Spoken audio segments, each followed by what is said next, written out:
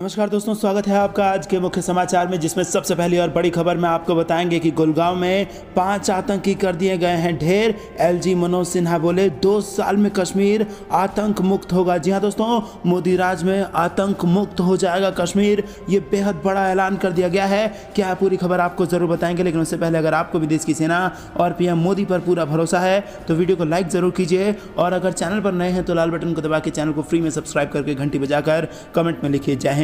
दोस्तों रुक करते हैं सबसे पहली और बड़ी खबर की तरफ। गुड़गांव में कर दिए गए हैं 5 आतंकी ढेर, और एलजी मनोज सिन्हा का बड़ा ऐलान, 2 साल में कश्मीर हो जाएगा आतंक मुक्त। जी हां दोस्तों, जम्मू कश्मीर में सेना का आतंक पर ताबड़तोड़ प्रहार जारी है। अब गुड़गांव में सेना ने बड़ी कार्रवाई करते हुए 5 आतंकियों को मौत की घाट उतार दिया है। एनकाउंटर और ताबड़तोड़ फायरिंग के बाद सेना को ये कामयाबी मिली है। कुलगाम के पांबे में 3 और गोपालपुर में 2 आतंकी मारे गए हैं। इसके साथ जम्मू कश्मीर में सेना का आतंक पर ताबड़तोड़ प्रहार जारी है। अब कुलगाम में सेना ने बड़ी कार्रवाई करते हुए 5 आतंकियों को मौत के घाट उतार दिया। एनकाउंटर और ताबड़तोड़ फायरिंग के बाद सेना को ये कामयाबी मिली है। कुलगाम के पांबे में 3 और गोपालपुरा में 2 आतंकी मारे गए हैं। बताया जा रहा है कि सुरक्षा बलों ने एक गुप्त जानकारी के आधार पर अपने ऑपरेशन को अंजाम दिया था। फिर कुलगाम के पांबे इलाके में 3 आतंकियों का सफाया कर दिया। सेना ने चारों तरफ से इलाके को घेर लिया था और उन्हें भागने का एक भी मौका नहीं दिया गया।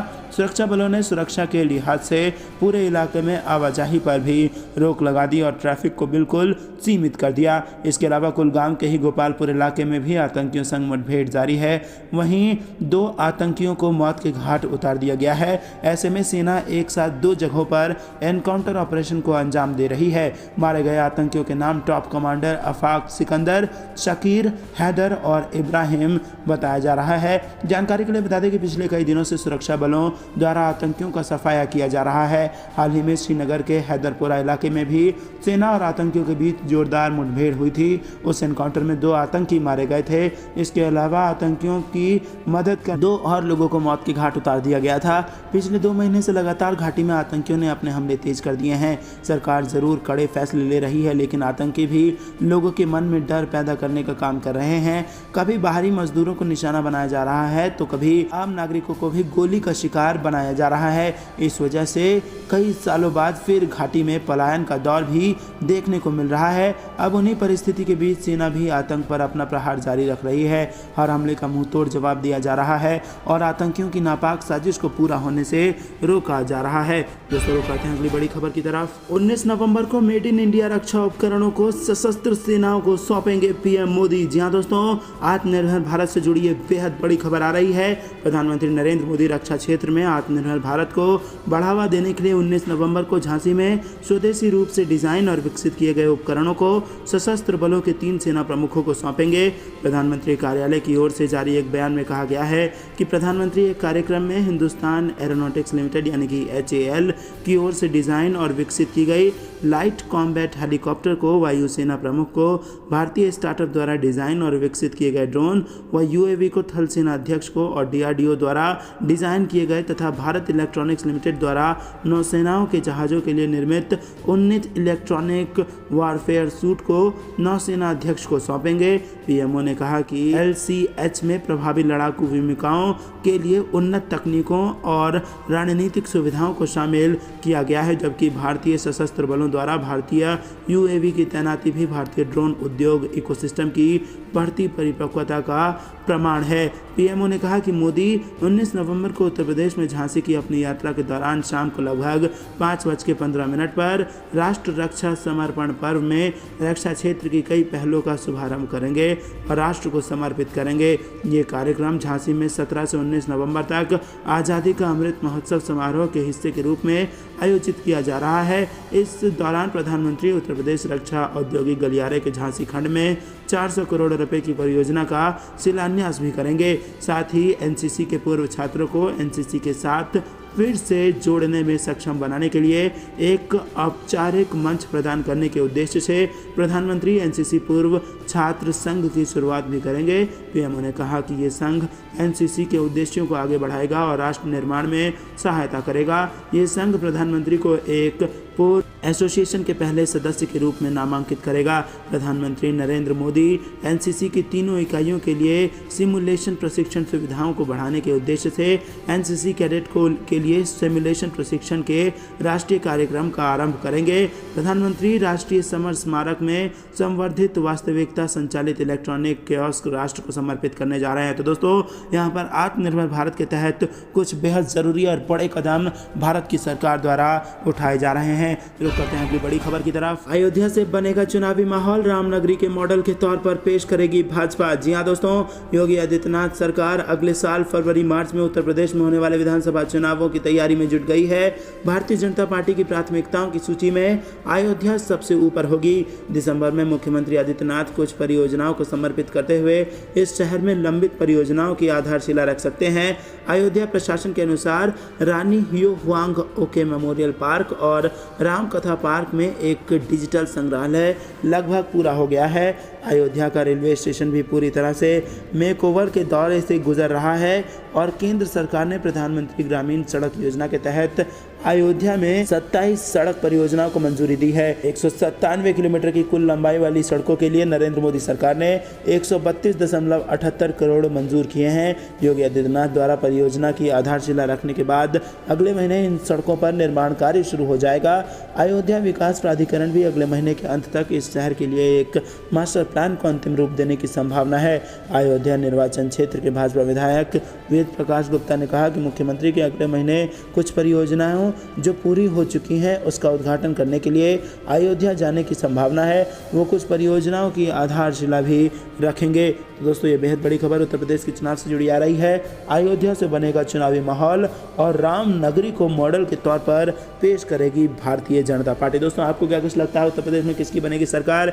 कमेंट में हमें ज़रूर बताइए। साथ ही साथ ये भी बताइए कि कितनी सीटें भाजपा को मिलने की उम्मीदें हैं और वीडियो को लाइक करना तो बिल्कुल मत भूलिएगा। तो करते हैं अगली बड़ी खबर की तरफ। राहुल गांधी के हिंदुत्व पर चौतरफा घिरी कांग्रेस, अपने ही सांसद ने टाइमिंग पर उठा दिए सवाल। जी हां दोस्तों, कांग्रेस के राष्ट्रीय प्रवक्ता मनीष तिवारी ने हिंदुत्व और हिंदूवाद के बहस को स्पष्ट करने की कोशिश की है। इसके लिए उन्होंने ट्विटर का सहारा लिया। उन्होंने इस बात पर जोर दिया कि पार्टी को अपनी मूल विचारधारा के साथ रहना चाहिए। हालांकि इस क्रम में उन्होंने कांग्रेस के पूर्व अध्यक्ष राहुल गांधी का नाम नहीं लिया। हालांकि वह उनके तर्कों से असहमत जरूर दिखे। कांग्रेस नेता मनीष तिवारी ने हिंदू धर्म के इर्द गिर्द होने वाली बहस पर एक के बाद एक कई ट्वीट किए। उन्होंने कहा कि मैं इस हिंदू धर्म और कांग्रेस में हिंदुत्व की बहस से स्पष्ट रूप से प्रभावित हूँ, भ्रमित हूँ। अगर मैं अपनी राजनीति को हिंदू धर्म या हिंदुत्व पर आधारित करना चाहता हूँ तो मुझे हिंदू महासभा में होना चाहिए। अगर मैं इसे इस्लाम पर आधारित करना चाहता हूँ तो मुझे जमात इस्लामी में होना चाहिए। मुझे INC इंडिया में क्यों होना चाहिए? कांग्रेस नेता ने रशीद अलवी, सलमान खुर्शीद और मणिशंकर अय्यर की ओर इशारा करते हुए कहा कि समय हमेशा गलत क्यों होता है? ये लोग जिन्हें चुनावी नहीं लड़ना है वो हमें चुनाव से पहले मुश्किल में क्यों डाल रहे हैं?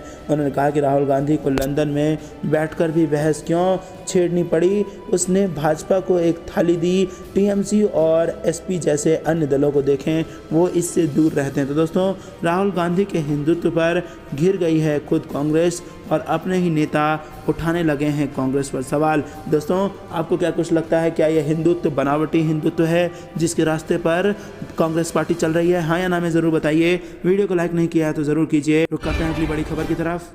लद्दाख में भारत ने चीन को फिर से चौंकाया। जी हां दोस्तों, लद्दाख में वास्तविक नियंत्रण रेखा पर भारत और चीन में टकरार जारी है। हाल ही में भारत ने अपनी तीव्र प्रतिक्रिया क्षमताओं का प्रदर्शन करने के लिए हवाई युद्धाभ्यास कर ड्रैगन को चौंका दिया है। वहीं भारत ने अब ऑपरेशन हरक्यूलिस कोड नाम वाले एक एयरलिफ्ट अभ्यास के दौरान संवेदनशील क्षेत्र में तैनात सैनिकों के लिए सरहद सहायता प्रदान करने के लिए अपनी शक्ति का प्रदर्शन किया है। इस मामले से संबंधित अधिकारियों ने ये जानकारी दी है। भारतीय वायुसेना और सेना द्वारा संयुक्त अभ्यास 15 नवंबर को आयोजित किया गया था। रक्षा मंत्रालय ने बुधवार को इसकी जानकारी दी। पूर्वी लद्दाख में हवाई अभ्यास के 2 सप्ताह बाद सैनिकों और हथियारों की तेजी से एक थिएटर से दूसरे थिएटर तक आवाजाही, सटीक स्टैंड ऑफ जैसी क्षमताओं का प्रदर्शन किया गया। इस दौरान निर्धारित लक्ष्यों को गिराना और तेजी से पकड़ने का भी अभ्यास किया गया। मंत्रालय ने एक बयान में कहा कि इस उच्च तीव्रता वाले एयरलिफ्ट का उद्देश्य उत्तरी क्षेत्र में रसद आपूर्ति को मजबूत करना और परिचालन क्षेत्रों में शीतकालीन स्टॉकिंग को बढ़ाना था। तो दोस्तों, ये बेहद बड़ी खबर निकल के आ रही है। अपनी क्षमताओं से फिर से चीन को चौंका दिया है भारत ने, और भारत की सेना ने कर दिखाया है ये कमाल। जी हाँ दोस्तों, रुक करते हैं अगली बड़ी खबर की तरफ। भारत करता रहेगा पाकिस्तान में सर्जिकल स्ट्राइक, यूएनएससी में आतंकवाद पर मोदी सरकार की दो टूक। जी हाँ दोस्तों, यूनाइटेड नेशन सिक्योरिटी काउंसिल में भारत ने पाकिस्तान को जमकर लताड़ लगाई और फौरन पाकिस्तान अधिकृत कश्मीर खाली करने को कहा। संयुक्त राष्ट्र सुरक्षा परिषद में भारत ने कहा कि अब इस बात को पूरी दुनिया जानती और समझती है कि पाकिस्तान वो देश है जो खुलेआम आतंकियों को समर्थन देता है, और वो संयुक्त राष्ट्र सुरक्षा परिषद के मंच को भारत के खिलाफ प्रोपेगेंडा फैलाने के लिए इस्तेमाल करता है। संयुक्त राष्ट्र सुरक्षा परिषद में भारत ने जोर देते हुए कहा कि पाकिस्तान ने हमेशा से भारत के खिलाफ दुर्भावनापूर्ण प्रचार के लिए संयुक्त राष्ट्र के मंचों का इस्तेमाल किया है। इसके साथ ही भारत ने संयुक्त राष्ट्र सुरक्षा परिषद में कश्मीर मुद्दे को उठाने के लिए इस्लामाबाद की जमकर खिंचाई की और पाकिस्तान से जम्मू और कश्मीर के सभी क्षेत्रों को तुरंत खाली करने को कहा। संयुक्त राष्ट्र में भारत के स्थायी मिशन की काउंसलर डॉक्टर काजल भट्ट ने कहा कि मैं भारत की स्थिति के बारे में स्पष्ट करना चाहूँगी कि केंद्र शासित प्रदेश जम्मू और कश्मीर और लद्दाख हमेशा भारत का एक अभिन्न और अविभाज्य अंग थे। इसमें वह क्षेत्र शामिल हैं जो पाकिस्तान के अवैध कब्जे में हैं। हम मांग करते हैं कि जिन क्षेत्रों पर पाकिस्तान ने अवैध कब्जा कर रखा है उसे फ़ौरन पाकिस्तान खाली करे। यहाँ दोस्तों, संयुक्त राष्ट्र में भारत के स्थायी मिशन की काउंसलर डॉक्टर काजल भट्ट ने कहा कि पाकिस्तान हमेशा से संयुक्त राष्ट्र के इस मंच का इस्तेमाल प्रोपेगेंडा फैलाने के लिए करता है, और इसीलिए एक बार फिर से भारत को उसका जवाब देने के लिए इस मंच पर आने के लिए मजबूर होना पड़ रहा है। भारत ने कहा कि पाकिस्तान के प्रतिनिधि ने यूएनएससी के मंच पर तुच्छ टिप्पणियां की। भारतीय प्रतिनिधि ने कहा कि ये पहली बार नहीं है कि पाकिस्तान के प्रतिनिधि ने भारत के खिलाफ गिरा हुआ और दुर्भावनापूर्ण प्रचार के लिए संयुक्त राष्ट्र द्वारा प्रदान किए गए प्लेटफॉर्मों का दुरुपयोग किया है। काजल भट्ट ने कहा कि पाकिस्तान के प्रतिनिधियों ने अपने देश की दुखद स्थिति से दुनिया का ध्यान हटाने के लिए व्यर्थ प्रयास किया है, जहां आतंकवादी आम लोगों की ज़िंदगी से खिलवाड़ करते हैं, खासकर जहां अल्पसंख्यकों के साथ काफ़ी खून खराबा और काफ़ी ख़राब सुलूक किया जाता है। दोस्तों, भारतीय प्रतिनिधि ने यूनाइटेड नेशन सिक्योरिटी काउंसिल के मंच पर पाकिस्तान को बेनकाब करते हुए कहा कि संयुक्त राष्ट्र सुरक्षा परिषद के सभी देश इस बात से अवगत हैं कि पाकिस्तान का एक स्थापित इतिहास और आतंकवादियों को पनाह देने, सहायता करने और सक्रिय रूप से समर्थन करने की नीति है। काजल भट्ट ने कहा कि वो देश है जो राज्य की नीति के तहत आतंकवादियों को खुले तौर पर समर्थन, प्रशिक्षण, वित्त पोषण और हथियारों से लैस करने वाले देश के रूप में मान्यता दी गई है। भारत के काउंसलर ने ये भी रेखांकित किया कि पाकिस्तान यूएनएससी द्वारा प्रतिबंधित आतंकियों की सबसे बड़ी संख्या की मेजबानी करने का अपमानजनक रिकॉर्ड रखता है। भारतीय प्रतिनिधि ने यूएनएससी के मंच पर पाकिस्तान को लताड़ लगाते हुए कहा कि भारत पाकिस्तान समेत अपने सभी पड़ोसी देशों के सामान्य संबंध चाहता है, और भारत शिमला समझौता और लाहौर घोषणा के अनुसार द्विपक्षीय और शांति के साथ वार्ता के लिए प्रतिबद्ध है। लेकिन कोई भी सार्थक बातचीत तभी हो पाएगी जब माहौल आतंक और हिंसा से मुक्त हो। भारतीय प्रतिनिधि ने जोर देते हुए कहा कि इस तरह के अनुकूल माहौल बनाने की जिम्मेदारी पाकिस्तान पर है। उन्होंने कहा कि जब तक पाकिस्तान सीमा पार से आतंकवाद को बढ़ावा देता रहेगा, तब तक भारत सीमा पार आतंकवाद का जवाब देने के लिए दृढ़ और निर्णायक कदम उठाता रहेगा। दोस्तों, रुक करते हैं अगली बड़ी। अयोध्या से बनेगा चुनावी माहौल, रामनगरी को मॉडल के तौर पर पेश करेगी भाजपा। जी हाँ दोस्तों, योगी आदित्यनाथ सरकार अगले साल फरवरी-मार्च में उत्तर प्रदेश में होने वाले विधानसभा चुनाव की तैयारी में जुटी हुई है। भारतीय जनता पार्टी की प्राथमिकताओं की सूची में अयोध्या सबसे ऊपर होगी। दिसंबर में मुख्यमंत्री आदित्यनाथ कुछ परियोजनाओं को समर्पित करते हुए इस शहर में लंबित परियोजनाओं की आधारशिला रख सकते हैं।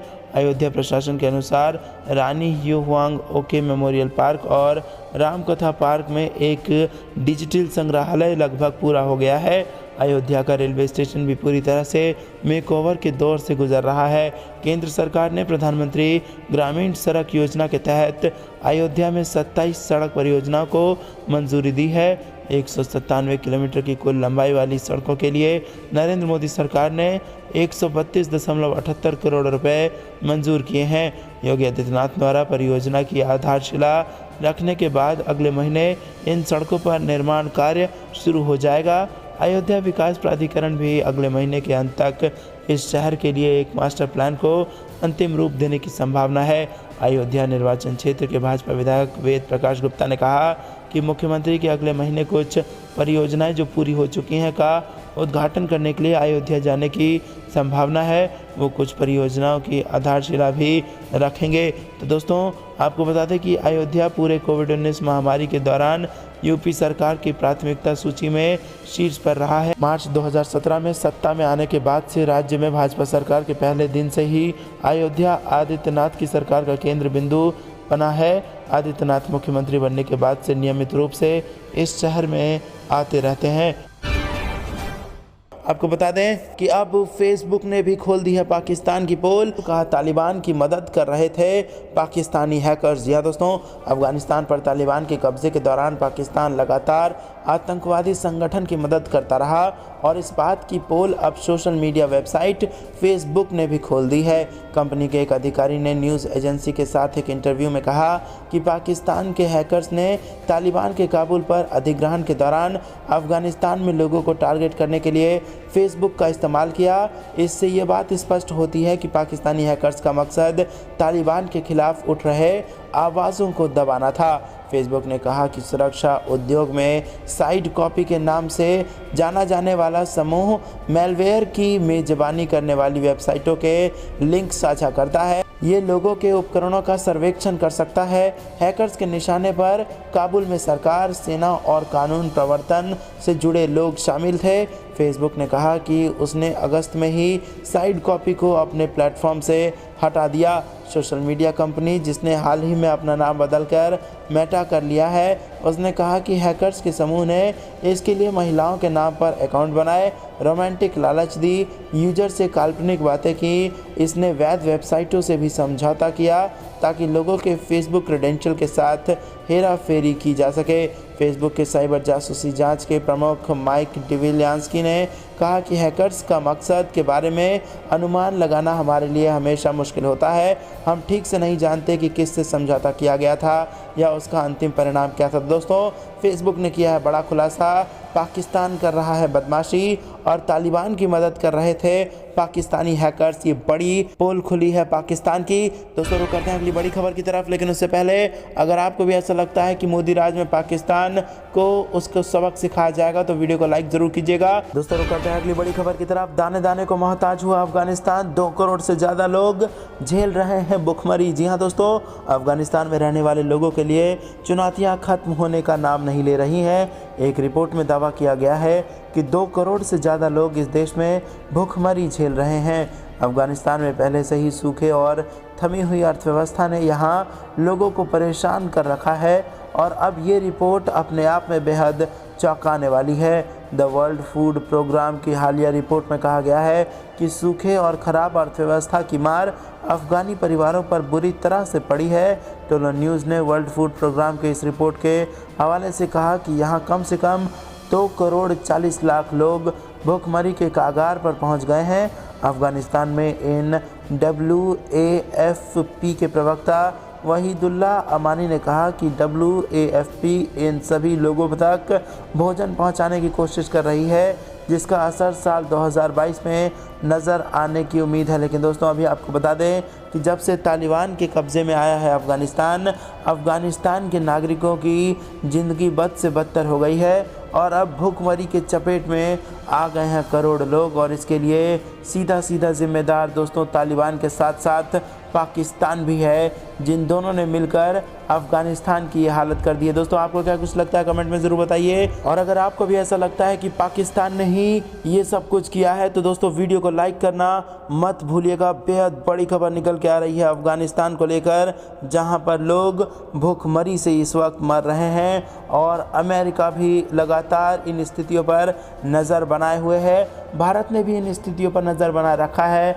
वेट एंड वॉच के मूड में है भारत, कब क्या फैसला लेगा आपको ज़रूर बताएंगे। तो दोस्तों ये थी दिन भर कुछ बेहद ज़रूरी और बड़ी खबरें। अंत तक बने रहने के लिए बहुत बहुत धन्यवाद। देख रहे थे आपका अपना चैनल द इंडियन टीवी। जाने से पहले वीडियो को लाइक और लाल बटन को दबा के चैनल को फ्री में सब्सक्राइब करके घंटी बजाकर कमेंट में जय हिंद जरूर लिखिएगा। जय हिंद, जय भारत।